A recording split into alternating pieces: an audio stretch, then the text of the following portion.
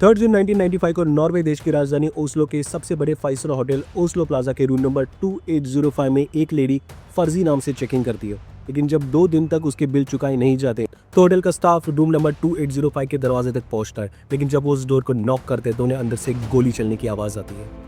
जब दरवाजा तोड़ा जाता है तो अंदर उन्हें वही लेडी बेड पर पड़ी मिलती है। उसके हाथ में एक 9mm पिस्टल होती है और माथे पर गोली का निशान। देखने में सुसाइड मालूम होता है, लेकिन लाश के पास ना कोई पासपोर्ट, ना कोई आईडी कार्ड, ना कोई पर्स, यहाँ तक कोई सामान तक नहीं मिलता। तो अब सवाल यह है कि कौन थी वो लेडी, उस होटल में क्या करने आई थी, क्या वो किसी मिशन पे थी? उस होटल में उसका दिया हुआ एड्रेस भी फेक था, यहाँ तक कि उसके कपड़े के सारे टैग्स भी किसी ने जानबूझकर काट दिए थे और उसके फिंगरप्रिंट्स दुनिया के किसी भी इंटरनेशनल डेटाबेस में मौजूद ही नहीं थे। तो अब सवाल ये था कि वो लेडी कौन थी, उस होटल में क्यों आई थी, क्या वो किसी सीक्रेट मिशन पर थी, और सबसे बड़ी बात, क्या ये सुसाइड थी या सोची समझी प्लान किलिंग?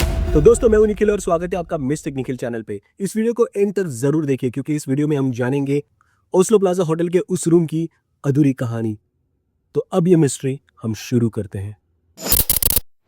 31 मई 1995 को एक लेडी ओस्लो शहर के सबसे बड़े 5 स्टार होटल के रिसेप्शन पर पहुंचती है और वहां पर अपना नाम जेनिफर फेरगेट बताती है। उसके साथ ये भी बताती है कि वो बेल्जियम के वेरलाइन शहर से है। उस लेडी ने रिसेप्शन रजिस्टर पर अपना एड्रेस लिखा, वेरलाइन बेल्जियम, लेकिन उसके आगे कोई स्ट्रीट नंबर या कोई पोस्टल पिन कोड नहीं लिखा। होटल के स्टाफ के अकॉर्डिंग उस लेडी की एज 24 to 30 के बीच में लग रही थी। उसका रंग गोरा था, उसने उस जमाने के हिसाब से स्टाइलिश कपड़े भी पहने थे और वो काफी ज्यादा कॉन्फिडेंट या फिर ब्लंट महसूस हो रही थी। उसके साथ एक आदमी भी था जिसने अपना नाम लुई फेरगेट बताया था, लेकिन बाद में जब सीसीटीवी फुटेज चेक किया गया तो उसमें उस लेडी का चेहरा इससे क्लियर दिख रहा था। वो आदमी कौन था ये आज तक एक राज है। रिसेप्शनिस्ट उन्हें 20th फ्लोर के रूम नंबर 2805 की चाबी देती है और उस होटल का एक स्टाफ मेंबर उन्हें अपने रूम तक छोड़ के भी आता है। अगले 3 दिनों तक वो लेडी अपने रूम से बहुत कम बार बाहर निकलती है।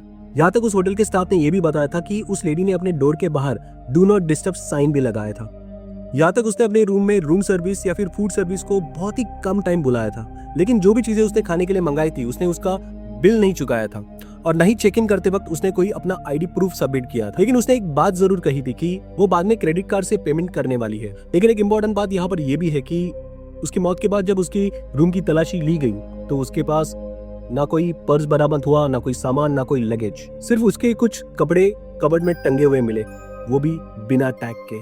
उसके कपड़े को देखकर ऐसा लग रहा था जैसे मानो किसी ने जानबूझकर उसके कपड़े के सारे टैग्स या फिर लेबल्स काट दिए हो ताकि उसकी आइडेंटिटी छुपाई जा सके। जब 3 दिन तक उस लेडी ने अपने बिल नहीं चुकाए तो उस होटल का एक स्टाफ रूम नंबर 2805 के दरवाजे तक पहुंचा और उसने दरवाजे को नॉक भी किया। लेकिन जैसे उसने उस दरवाजे को नॉक किया उसे अंदर से एक तेज गोली चलने की आवाज भी आई। शुरू में उस स्टाफ मेंबर को लगा कि वो लेडी अंदर कोई सीरीज या फिर कोई एक्शन मूवी देख रही है जिसकी हाई वॉल्यूम की वजह से आवाज बाहर तक आ रही है। लेकिन बहुत देर तक जब रिस्पॉन्स नहीं मिला या फिर अंदर से कोई आवाज नहीं आई तो वो स्टाफ मेंबर थोड़ा डरा और उसने होटल के मैनेजर और गार्ड को इस बारे में इन्फॉर्म किया। मैनेजर ने भी उस लेडी को आवाज लगाकर बुलाने की बहुत कोशिश की, लेकिन जब उसे भी रिप्लाई नहीं मिला तो फाइनली मैनेजर ने डिसाइड किया दरवाजा तोड़ने का। अब जब उस होटल के मैनेजर और गार्ड्स ने उस रूम का दरवाजा तोड़ा तो अंदर उन्हें एक भयंकर नजारा देखने मिला और उन्होंने जो देखा वो अब सबसे बड़ी मिस्ट्री बनने वाली थी। उस रूम का टीवी सच में ऑन था और वो लेडी उन्हें बेड पर पड़ी हुई मिली। उसके हाथ में एक 9mm पिस्टल थी और उसके माथे पर गोली का निशान। ये नजारा देखकर होटल का स्टाफ इतना डर गया कि उन्होंने तुरंत ही नॉर्वेजियन पुलिस को इस बारे में इन्फॉर्म किया।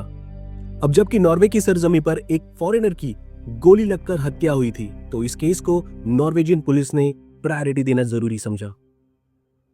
पुलिस ने जब तहकीकात शुरू की तो उन्हें सबसे पहले ये तो एक सुसाइडल केस लगा, लेकिन जैसे जैसे इन्वेस्टिगेशन आगे बढ़ता गया वैसे वैसे उनके सामने कई सारे सवाल बढ़ते गए। पुलिस ने सबसे पहले रूम नंबर 2805 को इन्वेस्टिगेट करना शुरू कर दिया। इन्वेस्टिगेशन में पुलिस को पता चला कि उस रूम में उस लेडी से रिलेटेड कोई भी डॉक्यूमेंट, पासपोर्ट, पर्स, यहाँ तक कि कोई सामान भी अवेलेबल नहीं है। पुलिस को उसके रूम में कुछ कपड़े तो मिले, लेकिन जैसे मैंने कहा कि वो बिना टैग और बिना लेबल्स के थे, जैसे कोई जानबूझकर उस लेडी की आइडेंटिटी दुनिया से छुपा कर रखना चाहता हो। पुलिस ने उस लेडी के फिंगरप्रिंट्स को इंटरपोल की डेटाबेस पर भी सर्च किया, लेकिन उन्हें वहां पर कोई भी रिजल्ट नहीं मिला। एक टाइम तो पुलिस को ऐसा लगने लगा था कि ये लेडी सच में इस दुनिया में एग्जिस्ट करती भी थी कि नहीं। कुछ दिन बाद उस पिस्टल की बैलिस्टिक रिपोर्ट भी सामने आई जिसमें पता चला कि उस पिस्टल से एक गोली तो जरूर चली है। लेकिन अगर ये बात मान ली जाए कि उस लेडी ने सुसाइड की थी, तो ऑब्वियस बात है कि उस गन के ऊपर, उस पिस्टल के ऊपर उसके फिंगरप्रिंट्स होने चाहिए थे, जो थे बट इतने क्लियर नहीं थे। ऐसा लग रहा था जैसे किसी ने पहले उसे दूर से गोली मारी हो, उसके बाद वो गन उसके हाथों में फिट की थी। और अगर हम ये भी बात मान ले कि ये एक सुसाइड नहीं, किसी ने उसकी हत्या की हो, तो सवाल अब भी वही है कि उस कंडीशन में दरवाजा अंदर से कैसे बंद था। अब जैसे जैसे इन्वेस्टिगेशन आगे बढ़ता है, वैसे नॉर्वेजियन पुलिस उस लेडी के सारे डिटेल्स और स्केच दुनिया भर के सारे मीडिया में फैला देते हैं, ये सोचकर कि शायद कोई उसे पहचान ले, उसके फैमिली मेम्बर्स, कोई रिलेटिव्स, कोई फ्रेंड्स, या फिर कोई तो उसकी बॉडी क्लेम करने तो आए। लेकिन कई दिनों के बाद भी जब उसकी बॉडी को क्लेम करने कोई नहीं आया और पुलिस को भी कोई सबूत नहीं मिल रहे थे, तब पुलिस ने उसकी बॉडी का पोस्टमार्टम करने का डिसीजन लिया। पोस्टमार्टम में ये बात तो साफ थी कि उसकी मौत सर पर गोली लगने से हुई है, और गोली का एंगल भी सच में ऐसा था जैसे एक्चुअल सुसाइडल केसेस में होता है। यहाँ तक उसकी बॉडी पर कोई भी स्क्रैचेस या फिर कोई हाथापाई के निशान भी नहीं थे। पोस्टमार्टम में उस लेडी की एक डेंटल हिस्ट्री भी मिलती है, और उस डेंटल हिस्ट्री के उस रिपोर्ट के सहारे नॉर्वे पुलिस अब बेल्जियम में उसके बारे में डिटेल सर्च करना, इन्वेस्टिगेट करना स्टार्ट करती है। बट अगेन उनके हाथों सिर्फ फेल्योर ही लगता है। यहाँ तक उस लेडी के खून में ना कोई अल्कोहल या फिर कोई ड्रग्स के ट्रेसेस भी नहीं थे।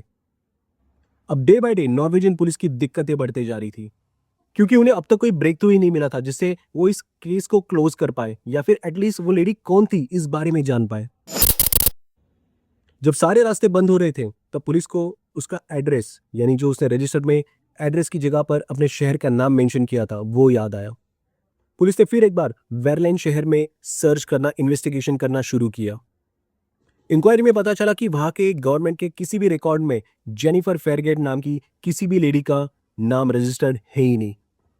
यहां तक उसके साथ जो आदमी आया था जिसने अपना नाम लुई फेरगेट रजिस्टर कराया था, उस नाम का भी कोई आदमी उनके गवर्नमेंट के रिकॉर्ड में कभी था ही नहीं।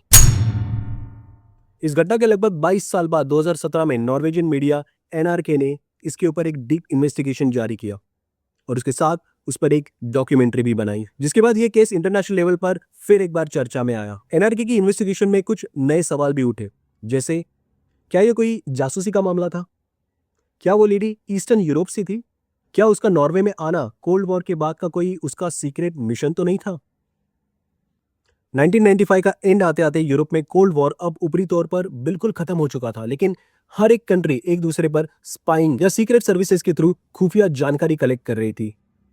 कुछ एक्सपर्ट्स का यह भी मानना है कि उसका अटायर, बॉडी लैंग्वेज और उसकी शक्ल बिल्कुल किसी स्पाई जैसी मालूम होती थी।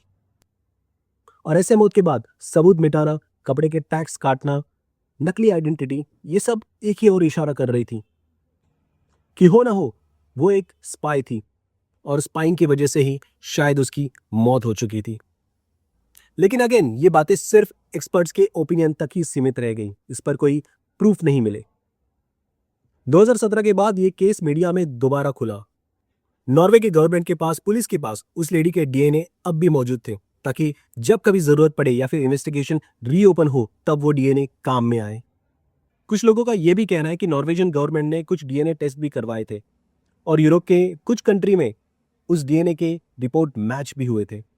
लेकिन न जाने क्यों आज तक नॉर्वेजियन गवर्नमेंट ने उस लेडी की आइडेंटिटी कभी भी पब्लिकली रिवील ही नहीं की।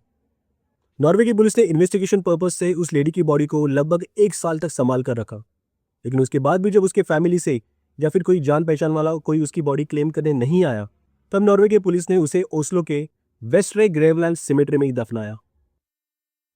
तो दोस्तों, वो लेडी कौन थी? उस देश में क्यों आई थी? उसके साथ वो आदमी कौन था? उसके पास वो हथियार कहां से आया?